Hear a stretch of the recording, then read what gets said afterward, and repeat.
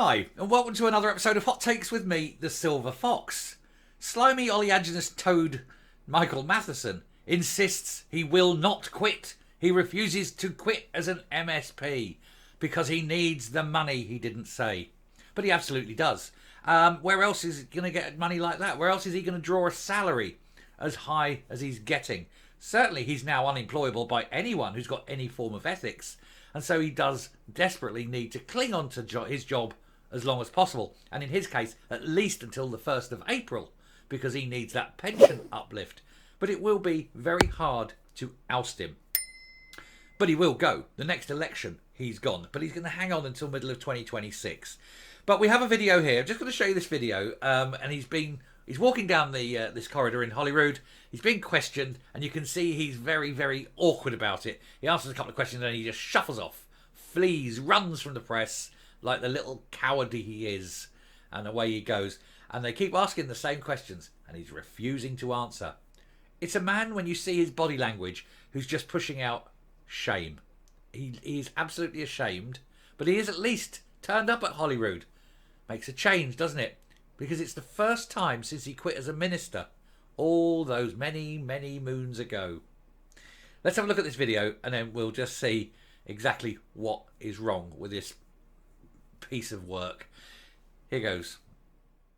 Are you going to resign as an MSP? No, as you know, there is a standards process at the moment, and I'm going to respect the confidentiality of that process, and I look forward to the process being completed shortly. Why do you return on the point, Mr. Matheson?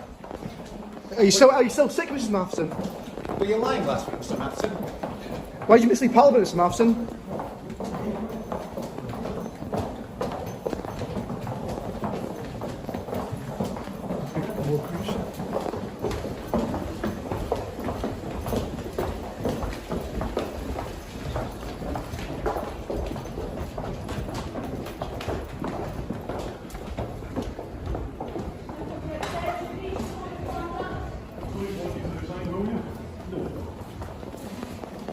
Will you hand back your redundancy?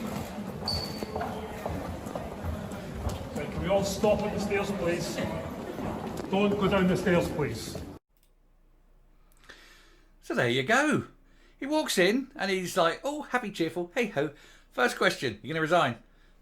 It's his first day back at work, you know. And first question, you want to resign? And it's like that. And then he goes on and he talks about, oh, the process of this, the process of that. Nobody gives a rat's arse, really. They want him to go. He is a crook and a swindler, a fraudster, a liar, terrible human being, throws his children under the bus. Bet his wife sits there an evening, glaring at him, seething. You know, throwing your kids under the bus like that's not very good. And now he's about to lose his job. If not immediately, then soon. And let's face it, jobs in his position are going to be very few and far between indeed. What prospective employer is going to look at his record and go, no. Lies, fraud, no integrity, no honesty. No thank you. So I don't think he'll be getting a job anything other than maybe in a warehouse or something. Something with no responsibility and where his hands are well away from the cash tin. But anyway, he walks down that corridor, and then, of course, the press go in for it, don't they? Go in for the kill. You know, you're still ill, I think they ask. Well, I don't know about him being ill. I think he's sick. But not in a good way. I think you know what I mean by that. He's a bit of a sick individual. Never handed his iPad over, has he? We all know why. We all suspect what's on that, which is why he's never going to hand that over. And then, of course, he has been ill. Yeah, he's been ill, is his line, because he didn't want to turn up. He was scared. And you can see, and I think you can tell, the way he walked down that corridor. He sort of did the friendly, oh, bon ami, blah, blah, blah, and then walked. And then the question would come in, and you can see, and his whole frame, his whole body language tightened, and you can see he was not happy at being pressed down there by a gaggle of journalists. Is it? I suppose a pack, press pack. Yeah, be a pack of journalists, wouldn't it? I suppose. I think that's I don't know. Is it? What's the collective now for journalists? Anyway, a rat or whatever, a rat of journalists. Anyway, he was going down there. And they were still pressing him and that.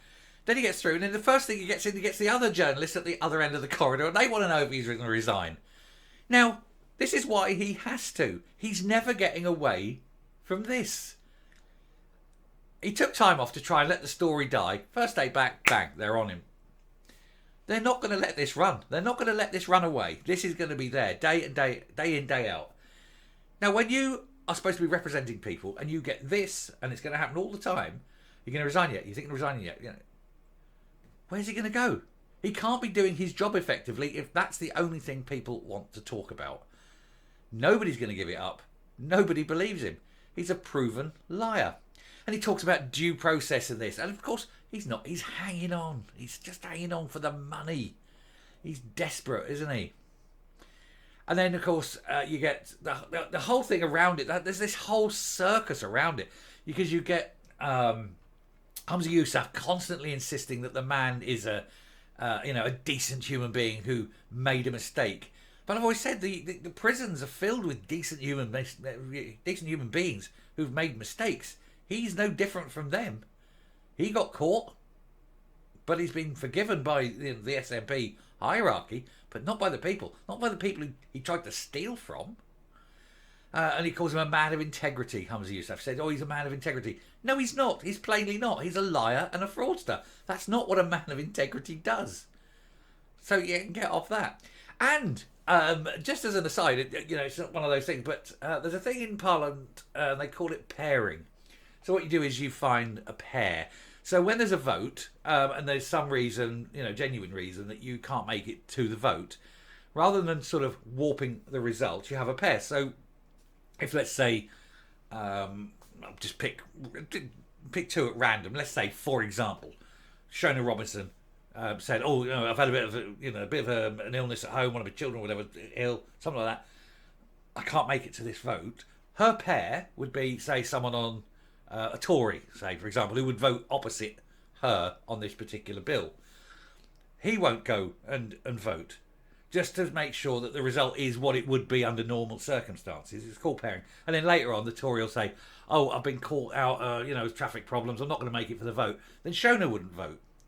And that's how it's done. And it's done not just in Holyrood, it's done at, the House of Commons as well. It's quite a common thing. And it just gives a little bit of leeway. Well, what you have is the person that you share this arrangement with is called your pair. It's well known. Nobody fusses over it. People say, you got to vote. I say, I'm paired on this one. Something like that. And they're aware of it. Nobody, and I mean nobody, from Labour, the Tories, the Lib Dems, the Independents, nobody would pair with Matheson. Because nobody pair up because someone's got a bit of a, whatever issue. They're not going to pair up with him because he is a liar, a fraudster. He's someone being investigated for breaching code. All these things. They're basically, and possibly worse, But they're all saying these things. And I'm not pairing with him. No, I'm not his pair. I'm not his pair. And so he's been missing votes. And then the SNP have the sheer effrontery to come up and say, well, this is not fair. Nobody's pairing with him. You're taking advantage of what he's done. Yes, too bloody right they are. Too damn right. When you've got a pervy tosser sitting there, lying, stealing, nobody's going to pair with him. Of course the others are going to take advantage. It's what you do. They're a bunch, aren't they? They're an absolute bunch.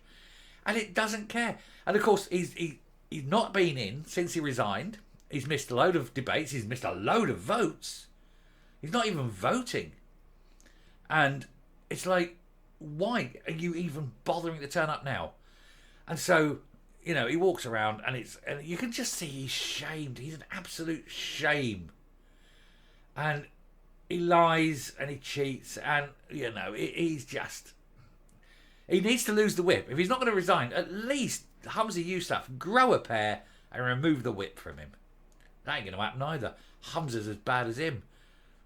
Anyway, I'll stop there. Shouldn't keep on about Matheson. He annoys me. Thanks very much for watching. I hope that's been illuminating. Possibly not. I don't know. Do please hit the subscribe button, ring the bell, leave a like, leave a comment, please share the video, and hopefully Matheson will go soon, or at the very least, he'll just be ignored from now on. And, not asked an opinion. Nobody wants the opinion of a liar and a thief. Till next time, bye.